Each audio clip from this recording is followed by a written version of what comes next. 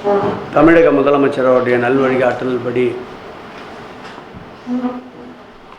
2023-24 ஆண்டு சட்டமன்றத்திலே இந்து சமய அறநிலையத்துறை மானிய கோரிக்கையில் 249 அறிவிப்புகளை வெளியிட்டிருந்தோம்.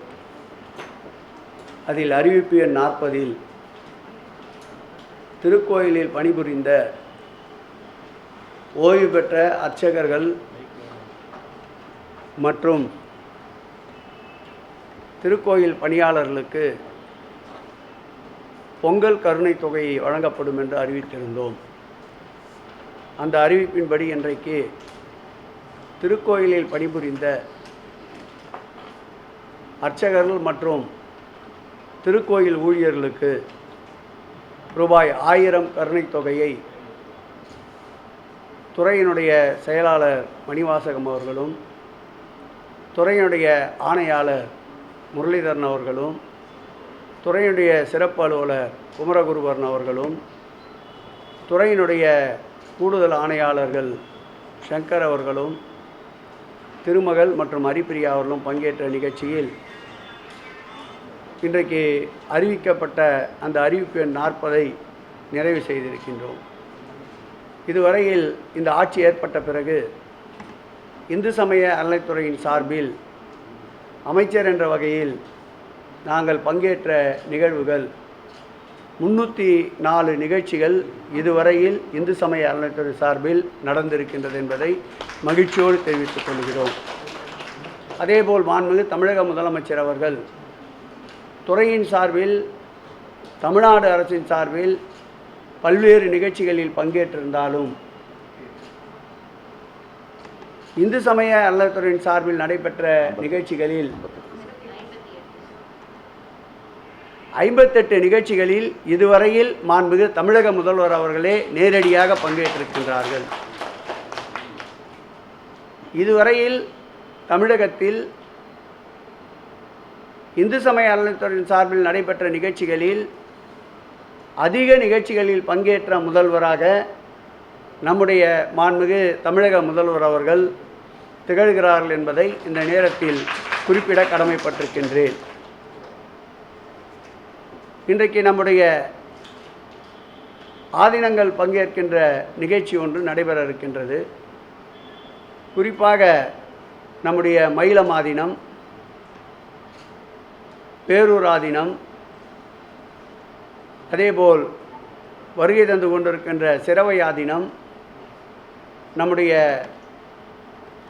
மூத்த ஆகம விதிகளை முழுவதுமாக அறிந்திருக்கின்ற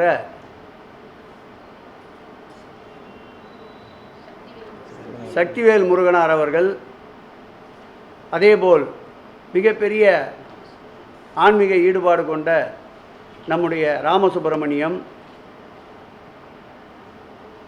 திருக்கோயில்களுடைய வளர்ச்சிக்கு பல்வேறு வகையில் ஊக்கமும் ஆக்கமும் தந்து கொண்டிருக்கின்ற சகோதரி கலைமாமணி தேசமங்கையர்க்கரசி, அதேபோல் திருக்கோயிலுடைய அறுபடை வீடுகளான திருப்பரங்குன்றம், பழனி,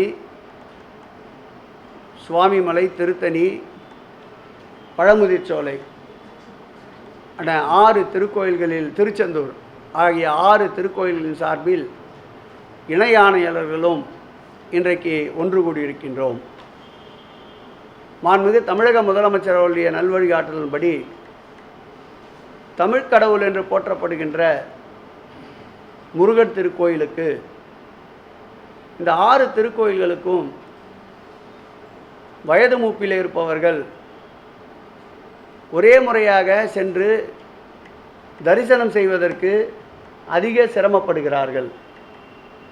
அதை கருத்திலே கொண்டு இந்த 6 திருக்கோயில்களுக்கும் முழுவதுமாக கட்டணம் இல்லாமல் ஆண்டிற்கு 5 முறை 200 நபர்களை 60 வயதிற்கு மேற்பட்ட 70 வயதிற்குள்ளான 200 நபர்களை ஆண்டுதோறும் 5 முறை, அதாவது ஆண்டிற்கு 1000 நபர்களை கட்டணமில்லாமல் முழுவதுமாக தரிசனம் செய்து அவர்களை இறைவன் அருள் கிடைக்க இந்து சமய அறநிலையத்துறை புதிய முயற்சியை மேற்கொண்டிருக்கின்றது. இந்த நிகழ்ச்சியானது வருகின்ற 28ஆம் தேதி முதல் கட்ட பயணம் மேற்கொள்ள இருக்கின்றார்கள். அதோடு மட்டுமல்லாமல் ராமேஸ்வரத்திலிருந்து காசிக்கு கடந்த 2 ஆண்டுகளாக 200 பேர் ஆண்டிற்கு கட்டணமில்லாமல் முழுமையாக 50 லட்சம் ரூபாய் செலவில் அவர்களுக்கு சிறப்பு தரிசனத்தை இந்த ஆட்சி ஏற்பட்ட பிறகுதான் செய்திருக்கின்றோம். இந்தியாவிலேயே முதலில் அரசின் சார்பில் மானியமாக துவக்கப்பட்ட திட்டம் இந்த திட்டம் என்பதை பெருமிதத்தோடு இந்து சமய அறநிலையத்துறை கூறிக்கொள்கிறது. இந்த ஆண்டு மாண்புமிகு தமிழக முதல்வர் அவர்களுடைய வழிகாட்டுதல்படி ரூபாய் 75 லட்சம் செலவில் அரசே முழுமையாக மானியம் வழங்கி 300 நபர்களை ராமேஸ்வரத்திற்கு இந்த ஆண்டும் அழைத்து செல்லப்படுகிறார்கள். அதேபோல் ஏற்கனவே நடைபெற்று கொண்டிருக்கின்ற மானசேவர் திருக்கோயிலுடைய தரிசனம், முக்திநாத் திருக்கோயிலுக்கு செல்லுகின்ற பக்தர்களுக்குண்டான மானியம் தொடர்ந்து உயர்த்தப்பட்டு இந்த ஆண்டும் யாத்திரை செல்கின்ற அந்த பக்தர்களுக்கு தமிழக அரசு உதவியாக இருக்கின்றது.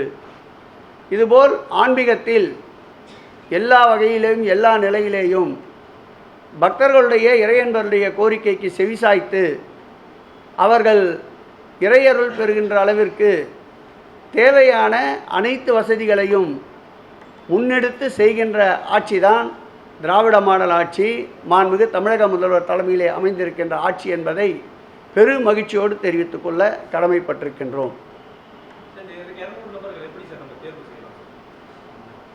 அதற்குண்டான விண்ணப்பம் நாளைக்குள்ளாக ஆன்லைனிலே வெளியிட இருக்கின்றோம்.